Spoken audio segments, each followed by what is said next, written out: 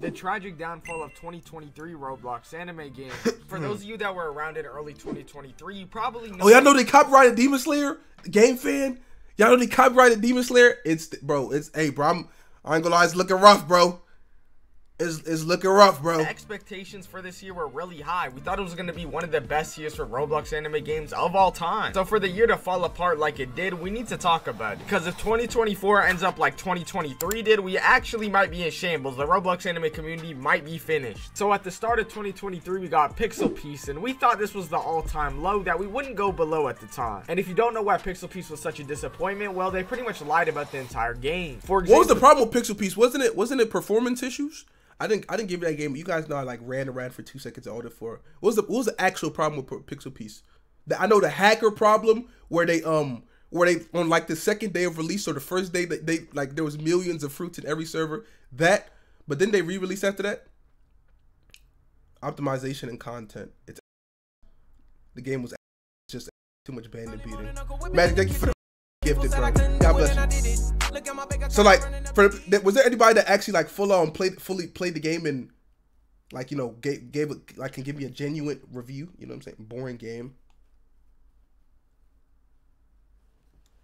Game was a GPO copy and paste with pixel art. I believe they said there was going to be like 14 fruits. They ended up releasing with like 5 or 6. They also said the progression was going to be completely unique and not a bandit beater, and they had the perfect progression formula just to end up releasing a basic bandit beater. And if you thought that was bad, that's not even mentioning that the game had 0 anti-cheat and people are spawning in fruits everywhere. Magic with another gifted! And oh my god, don't make me yell. I'm still sick. Don't make me yell. Thank you so much, man. The main reason I'm bringing up Pixel Piece is because Pixel Piece was not even close to the worst game that released this year. Damn. It felt like it was going to be at the time, but oh, we got much worse. One of the games that I would personally say was— I ain't gonna lie. Wait, that's such a good video idea. Top 5 or top 10 worst games released this year. That is actually such a good video idea. I may do that. I may have to do that. Worse is Wisteria 2. A lot of people were excited for Wisteria 2, and I really can't tell you why, because they really shouldn't have been. And if you wonder why I say that, let me tell you some of the highlights. One of the highlights, for example, is there was no blood demon arts in a Demon Slayer game. I know. You might be thinking I'm trolling, but there was actually no blood demon arts. But honestly, the first like 30 minutes or so of gameplay in Wisteria 2 was actually surprisingly decent. But after that, the game was literally broken, and it wasn't even really— Yeah, because I played Wisteria 2 for like 5 minutes. Like the NPCs were like moving around, interacting. I was like, what was so bad? Then I like looked at videos of the game and I was like, ew. Develop. Like, I remember I streamed the game with Revolver AGZ for like 12 hours, and after like the 4th hour, we really did not even level up because there was really no progression for us. And just in general, Wisteria 2 had like 85 game-breaking bugs, and it feels like they tried for the first few hours of gameplay, but then after that, they literally gave up on the game completely and just released it how it was. But if you guys thought a Demon Slayer game with no blood demon arts was bad, try a One Piece game with no devil fruits, because that's what One Piece New Dreams was, which was a One Piece game that released somewhat recently. The game had no tutorial, no direction, and pretty much told the player nothing in the whole— You guys want my genuine opinion about bandit beaters? I don't— One Piece New Dream wasn't that bad as well. I agree, Sarah. It wasn't that bad. My genuine opinion about the quote-unquote bandit beaters, there's nothing wrong with these games. For example, I don't think there's anything wrong with Pixel Piece. Why? They have a good concept, but it's simply just unfinished. That's what we should be calling these games instead of calling them necessarily bad. They're just super unfinished. We are releasing half-assed unfinished games, bro. All games like this, even your favorite games, have some, like, if they're RPGs, they have some sort of bandit beating in them, but they have other aspects and other valuable like things to do with content that like overlap the, you know, that boring grinding aspect of the game. But these games are just simply unfinished. That's why they feel like underwhelming or the same. You're getting the same half of it, like maybe like 20% of a game, which is the farming aspect. They're not giving you like good PvP aspects or to do besides farming, like good dungeon. Bro, I ain't gonna lie, bro. GPO is not a good example. Maybe not. I will say the new dungeon they released was somewhat immersive, like the recent one. But before then, like the mindless dungeons where it's waves of like Call of Duty zombie waves. That's not a dungeon, bro. I see a dungeon as a storyline. Like, let's say there's a long storyline with cutscenes. Like, there's an antagonist that's like, you know, that you have to fight against throughout the entire story. That's a real dungeon. You know what I'm saying? Compared to goddamn like ass waves of like, you know, beat this mob, beat this. No, that's not a dungeon, but yeah. Whole excuse for problems like this was just, oh, it's a hardcore game, it's not supposed to tell you anything. And in my opinion, that's just kind of lazy. I do understand it is a hardcore game, so maybe it doesn't need to walk you through everything, but there is some base level knowledge you could tell the player. Like every time I've seen people bring up the problem of them not telling the player anything, I always see people say, well, you want them to walk you through everything, and that's literally not what people are saying. They're just saying they want a base level knowledge when they get into the game, like a tutorial. But if you thought that was the only bad One Piece game we got this year, One Piece New Dream wasn't that bad. It wasn't hand holding. That's all. It wasn't that bad though. Oh no, you not ready for what I'm about to tell you. We got Sagee4s game called Fruit Warriors, arguably the best. This game was so ass. I love you, Sagee4. That's my homie. This game was ass, my nigga. I mean, he knew it was though. He knew that, but hey man, he was just you know getting the bag. But this shit was fucking garbage game of all time. Fruit Warriors was essentially block shoots but put in a simulator type of game. I believe everything you did, you got like little stat boosts, and it was essentially just a worse version of block fruits. Now the funny part about Fruit Warriors is it actually had quite a bit of success despite everybody knowing it was pretty much trash. And it had so much success in fact that Sagee4 has not posted since he released that game. He literally used the biggest problem was Sagee4 was beefing with Carabros while this happened. He just literally gave them the easiest gasoline on fuel to shit on him with, bro. Like, you can't be shit talking the games they are working on and then have something like this out, bro. It was just, oh my god, bro. He gave them the easiest like backdoor just to shit talk him, bro. The money he got from that to go on a year-long vacation. But that nigga rich though. Actually, that nigga, he ain't worried about shit. That nigga got that block shoots bag, he got the YouTube bag, and he had this. That nigga rich, bro. I remember some of the devs were talking about how this was a passion project and they were super passionate about it just for the game to only get 2 updates. Like, at least if you're passionate about it, I would expect at least, you know, 3 or 4. But maybe I need to chill on Fruit Warriors because 2 updates is actually a lot better than some of these other games got. For example, Pirates Destiny, I don't even believe got 1 update. Pirates Destiny, in my opinion, was very similar to Wisteria 2, except in a One Piece. I didn't consider this a game. I didn't consider it a game. I think it released one night.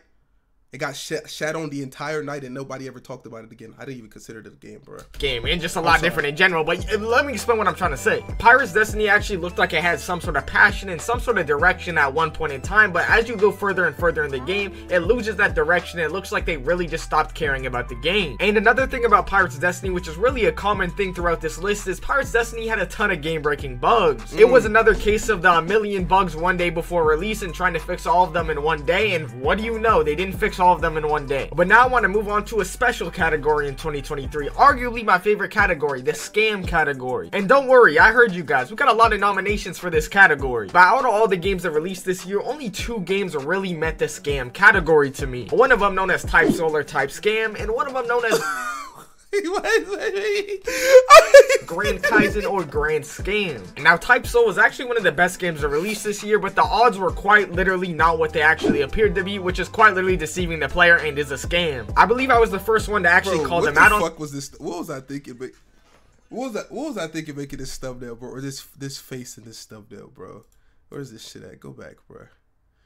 With the face where I was like smirking to the side. This year known as Grand Kaizen. Bro, look at my face in this fucking thumbnail. Category to me. One of them known as Type Soul or Type Scam. Like, what was this face, bro? Like, and one of them known as Grand Kaizen or Grand Scam. Now, Type Soul was actually one of the best games to release this year, but the odds were quite literally not what they actually appeared to be, which is quite literally deceiving the player and is a scam. I believe I was the first one to actually call them out on this, and I actually ended up being right. So Swifty of Go actually, you know, he did some good detective work there. I'm proud of him. But the entire Type Soul situation was crazy because I know a ton of people that spent hundreds of dollars on Type Soul just to literally get nothing, like 500 plus, and got nothing. And not only did they get nothing, even if they did get something somehow, Type Soul has 38. It was a scam for the people that had gambling addictions, bro. But if you played the game out, not too much to worry about.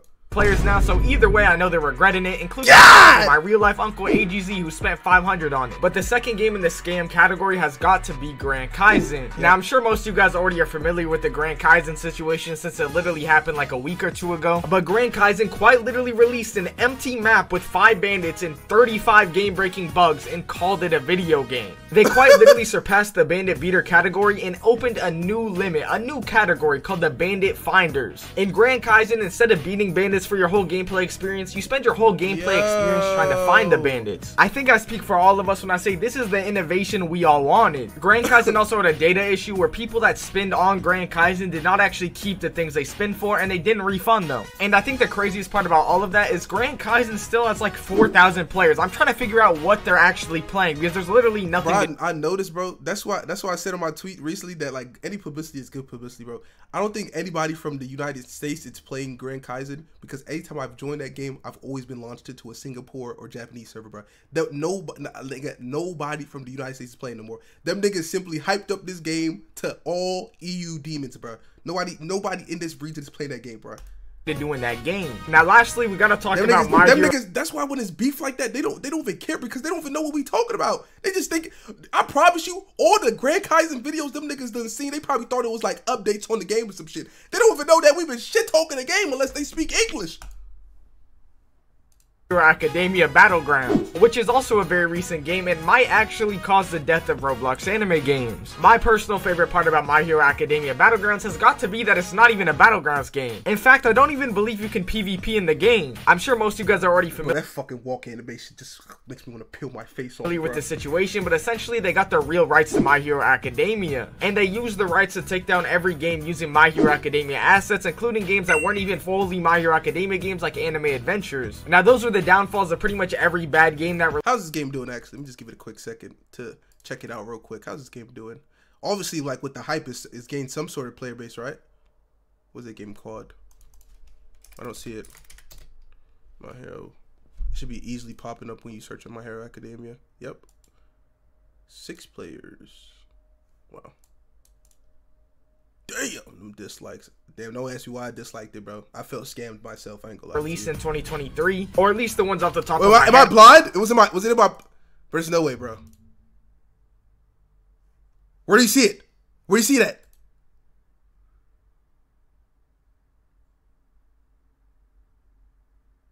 I cannot be this. Oh, it was all. Bro, I didn't look all the way down here. Like bro, I've not played that many games. I've not played Captive. No. See. This is the problem with Roblox. Let me defend myself. The reason why I didn't look all the way down here, right? Bro, I feel like after a while, they would just randomly rearrange your games. I've not played Captive in weeks. So why is Captive over this game? It's realistically, this game should be all the way up here. I don't know why it's over. You know what I'm saying?